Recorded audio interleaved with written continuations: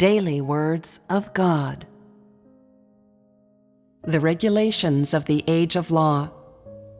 1. The 10 Commandments. 2. The principles for building altars. 3.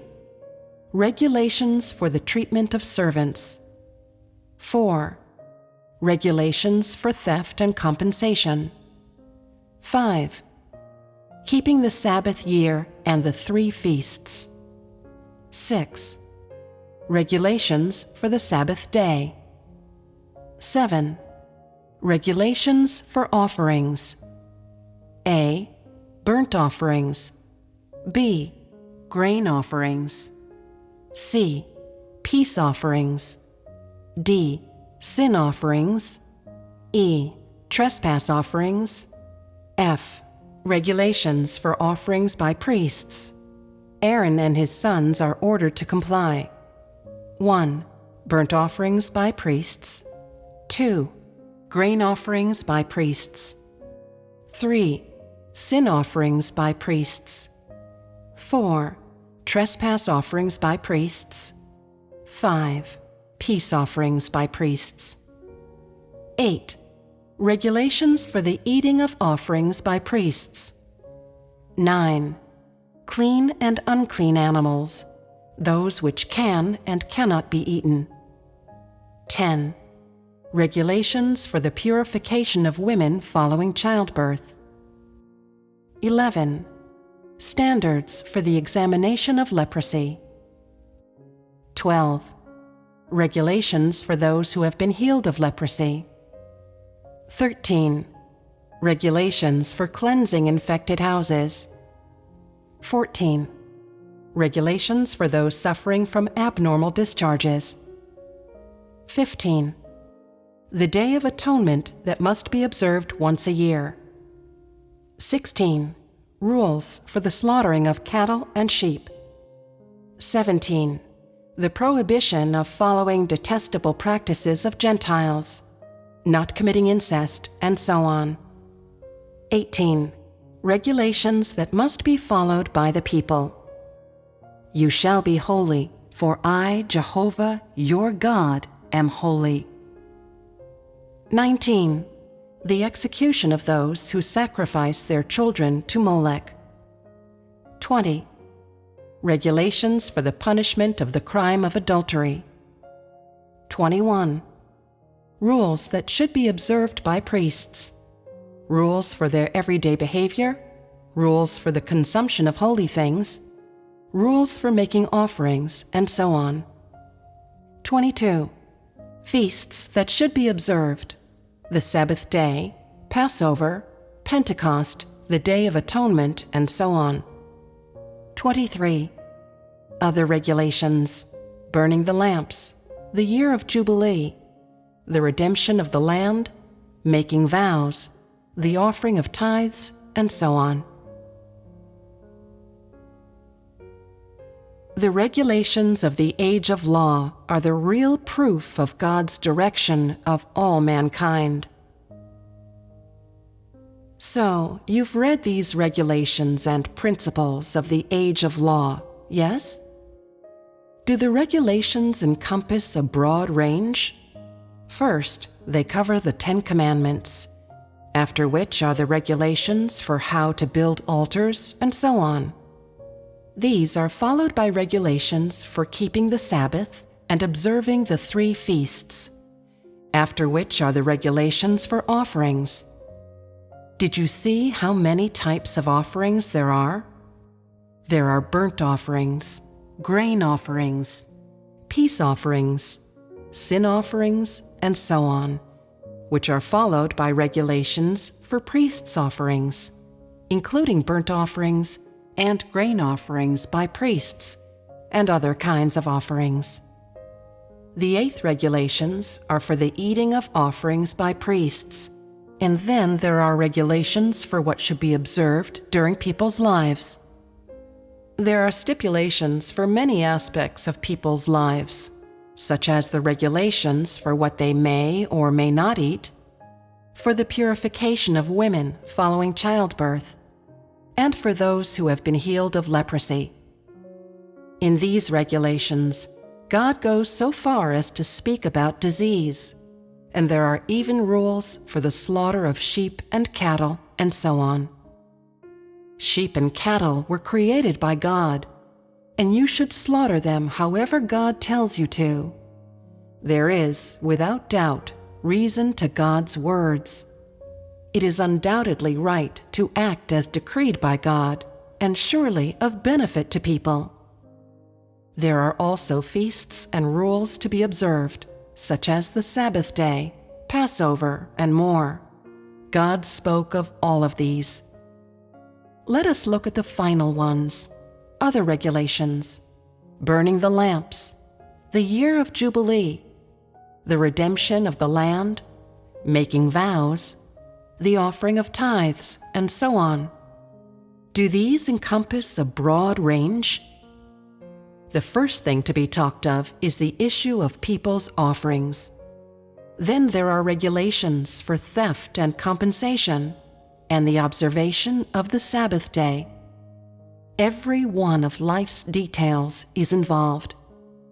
Which is to say, when God began the official work of His management plan, He set down many regulations that were to be followed by man. These regulations were in order to allow man to lead the normal life of man on earth. A normal life of man that is inseparable from God and His guidance. God first told man how to make altars, how to set up the altars. After that, He told man how to make offerings, and established how man was to live, what he was to pay attention to in life, what he was to abide by, what he should and should not do.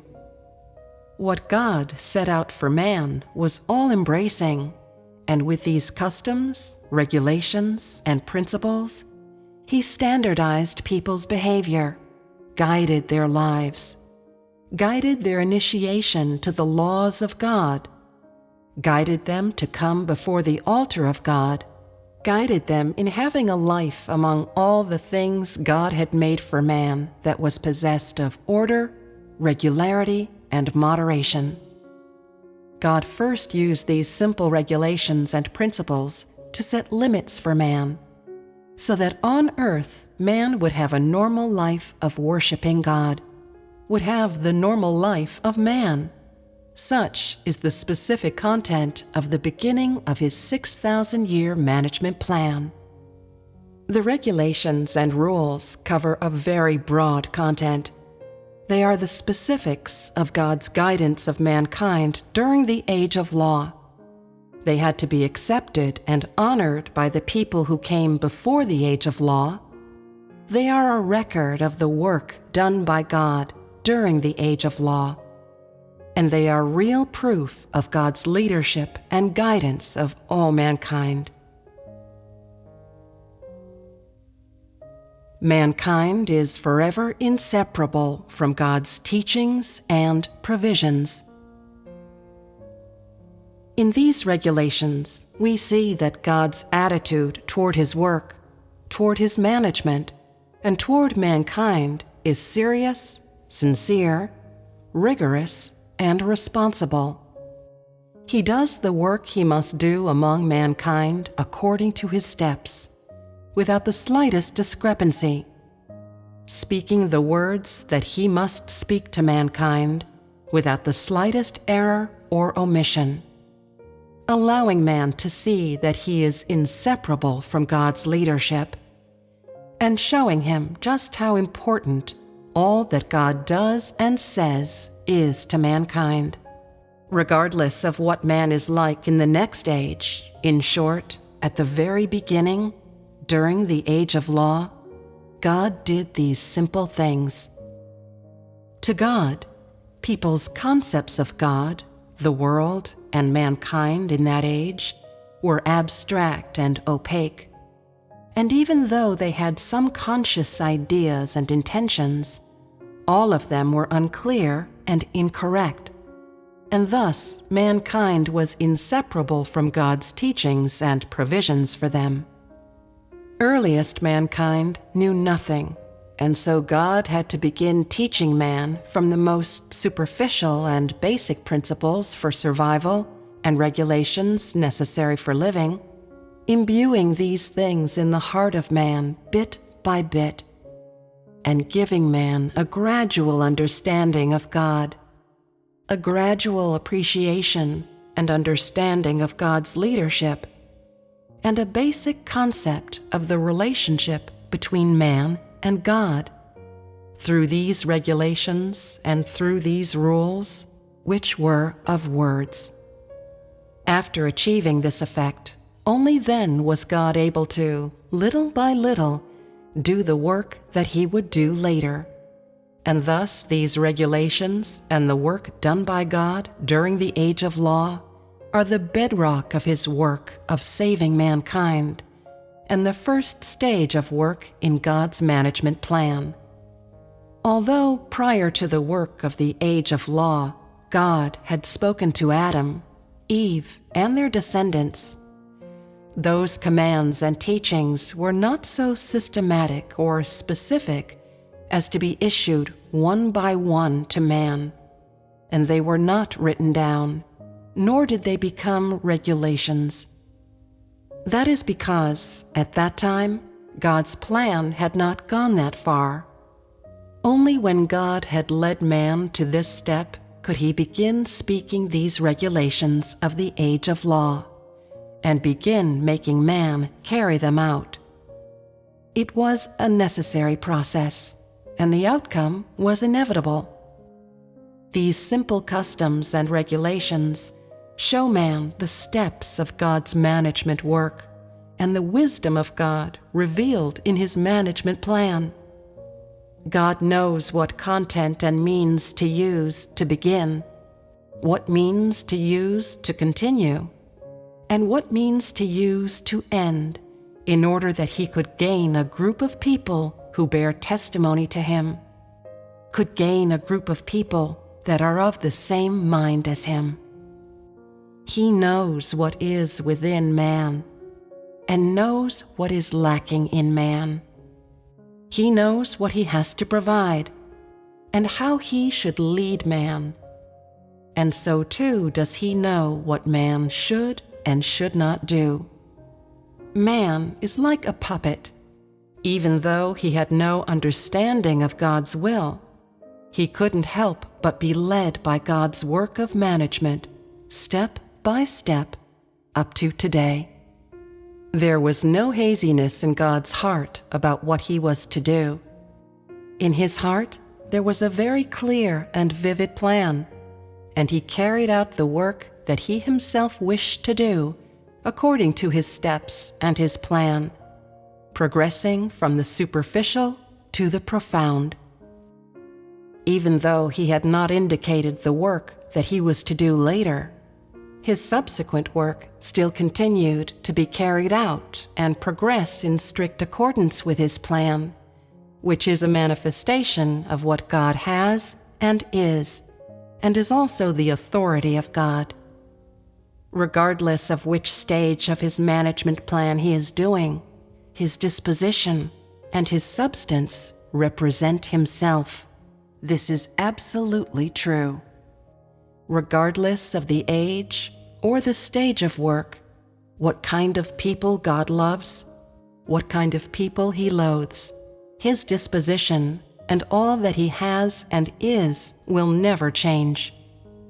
Even though these regulations and principles that God established during the work of the age of law seem very simple and superficial to people today, and even though they are easy to understand and achieve, in them there is still the wisdom of God, and there is still the disposition of God and what he has and is. For within these apparently simple regulations are expressed God's responsibility and care toward mankind, and the exquisite substance of his thoughts, allowing man to truly realize the fact that God rules over all things, and all things are controlled by his hand. No matter how much knowledge mankind masters, or how many theories or mysteries he understands, To God, none of these is capable of replacing His provision to and leadership of mankind.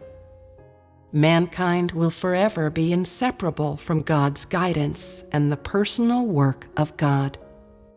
Such is the inseparable relationship between man and God. Regardless of whether God gives you a commandment or regulation or provides truth for you to understand His will, no matter what He does, God's aim is to guide man to a beautiful tomorrow. The words uttered by God and the work He does are both the revelation of one aspect of His substance, and are the revelation of one aspect of His disposition and His wisdom. They are an indispensable step of His management plan. This must not be overlooked. God's will is in whatever He does. God does not fear misplaced remarks, nor is He afraid of any of man's conceptions or thoughts about Him. He merely does His work and continues His management in accordance with His management plan, unconstrained by any person, matter, or object.